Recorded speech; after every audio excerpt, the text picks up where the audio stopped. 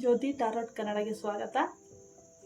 ಇವತ್ತು ಏನಪ್ಪ ಟಾಪಿಕ್ ಅಂದರೆ, ನೋ ಕಾಂಟ್ಯಾಕ್ಟ್ ಸಿಚುವೇಶನ್ ಇದ್ದೀರಾ, ಯಾವುದೇ ಸಂಬಂಧ ಆಗ್ಬೋದು, ನಿಮ್ಮ ಸಂಬಂಧದಲ್ಲಿ ನೋ ಕಾಂಟ್ಯಾಕ್ಟ್ ಇರುವಂಥವ್ರಿಗೆ ಈ ರೀಡಿಂಗ್ ಅಂತ ಹೇಳ್ಬೋದು. ಯಾರೆಲ್ಲ ಫಾಲೋ ಮಾಡ್ತಾಯಿದ್ದಾರೆ, ಲೈಕ್ ಮಾಡ್ತಾಯಿದ್ದಾರೆ, ಕಮೆಂಟ್ ಮಾಡ್ತಾಯಿದ್ದಾರೆ, ಸಬ್ಸ್ಕ್ರೈಬ್ ಮಾಡ್ತಾರೆ ಅಂಥವ್ರಿಗೆಲ್ಲ ತುಂಬ ತುಂಬ ಧನ್ಯವಾದಗಳು. ನಿಮ್ಮ ಸಪೋರ್ಟ್ ಸಹಕಾರ ಹೀಗೆ ಇರಲಿ ಅಂತ ಹೇಳ್ತಾ ಇವತ್ತಿನ ರೀಡಿಂಗ್ನ ಸ್ಟಾರ್ಟ್ ಮಾಡೋಣ. ಜನರಲ್ ರೀಡಿಂಗ್ ಆಗಿರೋದ್ರಿಂದ ಯಾರು ರೆಜನೇಟ್ ಆದರೆ ತಗೊಳ್ಳಿ, ಅದರ್ವೈಸ್ ಸ್ಕಿಪ್ ಮಾಡಿ. ನಿಮ್ಮ ಅವರ ಮಧ್ಯೆ ಯಾರೋ ಮೂರನೇ ವ್ಯಕ್ತಿ ಪ್ರವೇಶ ಆಗಿರುವಂಥ ಚಾನ್ಸಸ್ ಇದೆ, ಸೂಚನೆ ಕೊಡ್ತಾ ಇದೆ.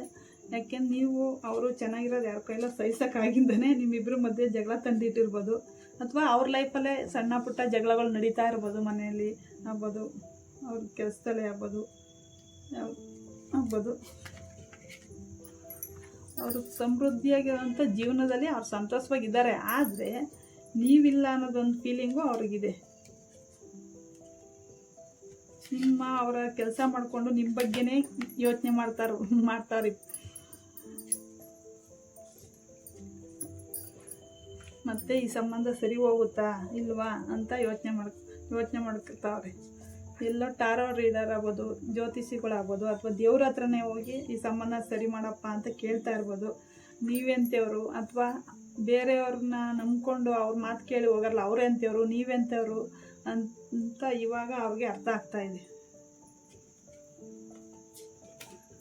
ಇವಾಗ ಅಲ್ಲೆಲ್ಲಿ ಯಾರನ್ನ ನಂಬ್ಕೊಂಡು ಹೋಗಿದ್ದು ಅವ್ರ ಮಾತೇ ಸತ್ಯ ಅಂದ್ಕೊಂಡು ಯಾವತ್ತು ಹೋಗಿದ್ದಾರೋ ಅಲ್ಲಿ ಗೊತ್ತಾಗಿದೆ ಅವ್ರಿಗೆ ಯಾವ ಥರ ಅವರು ನಿಮ್ಮ ಸಂಬಂಧನ ಹಾಳು ಮಾಡಿದ್ರು, ಯಾವ ಥರ ಅಂದರೆ ಹಠಾತ್ತಾಗಿ ಬದಲಾವಣೆ ಅನ್ನೋದು ಅವ್ರ ಮನಸ್ಸಲ್ಲಿ ಮಾಡ್ಕೋತಾವ್ರು. ಇವಾಗ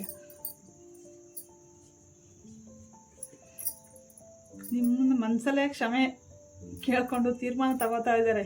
ಕ್ಷಮಿಸ್ಬಿಡಿ ಅಂತಾರೆ, ಬಾಯಿ ಬಿಟ್ಟು ಹೇಳ್ತಾರ ಅಂದರೆ ಹೇಳಲ್ಲ ಅವರು, ಒಂಥರ ಈಗೋ ಪರ್ಸನ್ ಅಂತಲೇ ಹೇಳ್ಬೋದು.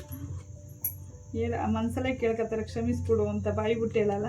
ನೀವು ಇಲ್ದಿರೋ ರಾತ್ರಿಗಳವ್ರಿಗೆ ನಿದ್ದೆ ಇಲ್ದಿರೋ ರಾತ್ರಿಗಳು, ಅಥವಾ ಡಿಪ್ರೆಷನ್ಗೆ ಹೋಗಿರುವಂಥ ಚಾನ್ಸಸ್ಸು ಇದೆ. ನಿಮ್ಗೆ ಯಾರು ಮನಸ್ಸಲ್ಲಿ ಇಟ್ಕೊಂಡು ನೋಡ್ತಾ ಇದ್ದೀರೋ ಅಂತೇಳಿ ಮತ್ತೆ ನಿಮ್ಮ ಜೊತೆ ಸಂಬಂಧನ ಸರಿಪಡಿಸ್ಕೋಬೇಕು, ಮತ್ತೆ ರಿಯೂನಿಯನ್ ಮಾಡ್ಕೋಬೇಕು.